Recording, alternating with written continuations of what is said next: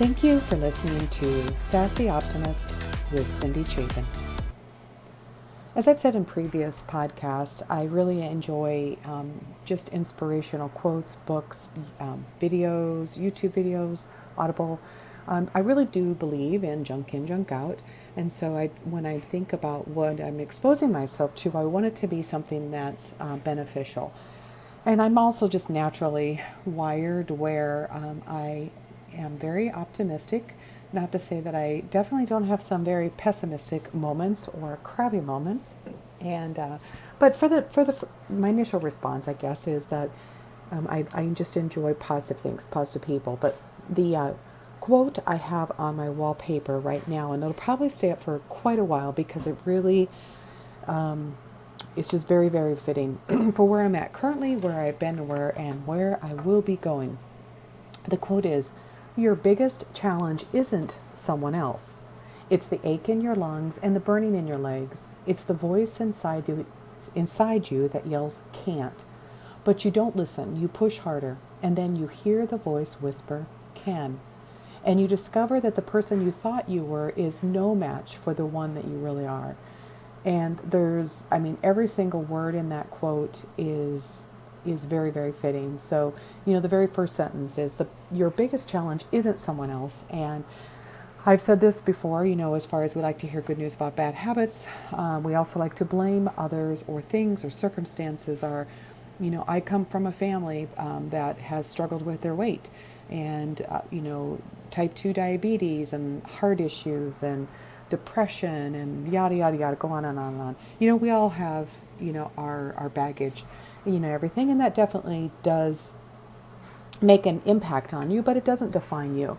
And, and the ache in the lungs and the burning in the legs is very fitting. So because I'm going into my 7th month with Orange Theory, and I've actually upped it to just working out just a couple, maybe 2 to 3 times a week there to pretty consistently at least 5 days at Orange Theory. And then to supplement over the weekends, I also try to get out into other things like walking, hiking, whatever it is. But I'm just really kicking it up a notch just because I refuse to continue on this path. I've gone up and down on the scale many, many times. Just recently looking at some pictures from about 4 years ago when my mom was in hospice and I was traveling like crazy, and I was going back to Nebraska between my business trips and not coming back to Atlanta just to spend time with, with my mom and the family situation. And I just packed on a ton of weight. There's a picture where I did hair for a friend of my daughter's wedding. I think it's about 3.5 years ago. And I look at that picture and I think, wow, I remember mentally where I was at. It was one of the more difficult times of my life, but I even had like a control top camisole on, and I was still like, boo. But you know what? It is what it is. That's who I am. I'm not going to feel shame about it anymore. I still have a ways to go, and I still have some things I need to change, but that's why that second one. And then when you hear the word whispered, "Can," that latter part of this quote here is it. So again, I'm just going to go back to Orange Theory because what I enjoy, and I think I probably should get some like sponsorships because I talk about them a lot. But anyway, it's perfect. It's perfect in every regards. It is from beginning to end. It's total body. So it's, every aspect of fitness, they change it up. Even if you go every single day, it's different parts. So you're constantly working out different parts of your body. It always involves the treadmill and rowing and the floor, which is a variety of things that they do as far as, weights, of course. The Bosu ball, we use the Bosu ball quite a bit today with balancing and stuff like that, and resistant bands and the TRX. It really is. And then just they're encouraging and cheering. I just obviously have a lot of very positive things to say about it. The coaches, I've been to a number of studios. I think I've been to 10 different studios with my traveling. And I definitely have coaches that are a lot better, but I've never had a bad coach. And so it's always good. But you know what? It's the whisper can. So for me, the treadmill and the row, I've definitely come a long ways. And just like even today, we did a lot on the treadmill. Um, and it's very tempting for me to think I can back off. And then I'm like, no, you have to go. You can, you can, you can. So kind of like, I think I can, a little train. But so anyway, I love the quotes. But one thing too is just over the last few months, this has come up a number of times, sometimes in a negative way. And then recently I had somebody send me a text. It was definitely a positive, hey, great job kind of thing. But the word overachiever, I actually, I am a person that for the most part, will give way more than whatever is asked of me. So the negative part of it is sometimes I will burn myself out. Also, the negative part is sometimes I over answer questions, and it's the person that I'm answering just wants what color is the sky today? It's blue. It's not, oh my gosh, it's blue, and there's some little clouds in there, and I think the sun's peeking through, and so I'm learning to simplify that, but also too by being known as an overachiever.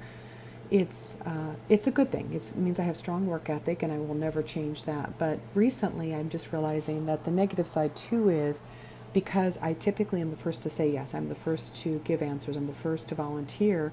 That there are other people that I have in my life, whether it's work or personal, that I'm not allowing them the opportunity to do those things. So I'm really working hard right now on kind of backing off on that, but at the same time, not lowering my standards, not lowering my work ethic. So it definitely is it's a struggle for me because I have these internal conversations, and I also ask myself, why am I doing this? Why am I overachieving? Am I doing it because I really want to be helpful? Am I doing it because I'm trying to earn points with somebody? Am I doing it for approval of somebody? So I'm getting better at that. And then as far as the weight, issue for me, it's definitely coming a long ways. It's not only what the weight is, the number on the scale, because I come from a family that has struggled, or has currently struggled, grew up that way.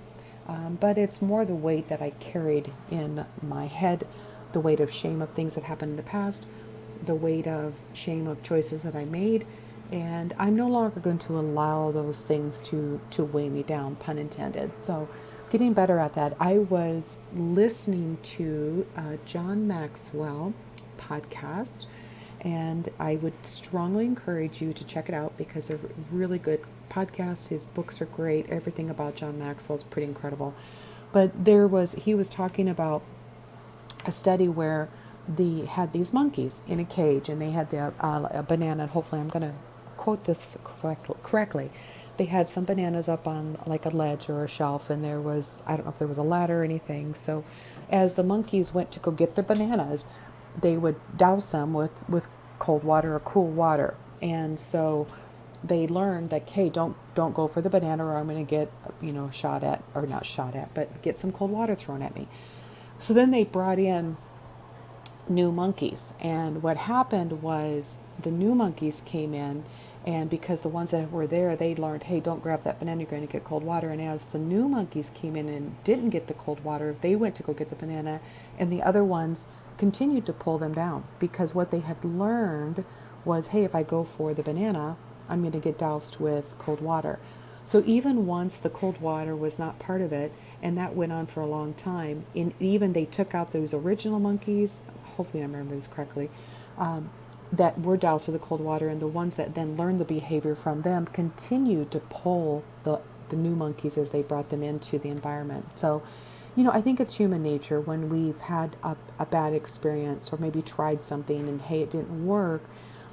That doesn't mean that we discourage other people, or we even re-discourage ourselves with it. Maybe we need to look at pushing past it, seeing is there another option, so like with the cold water, for example, with the monkeys, would there be another way for them to have gotten the bananas? Could they have worked as a team? And, while the person was dousing the one monkey with the banana, could the other ones have hurried up, quickly gone up and gotten the banana and then shared it?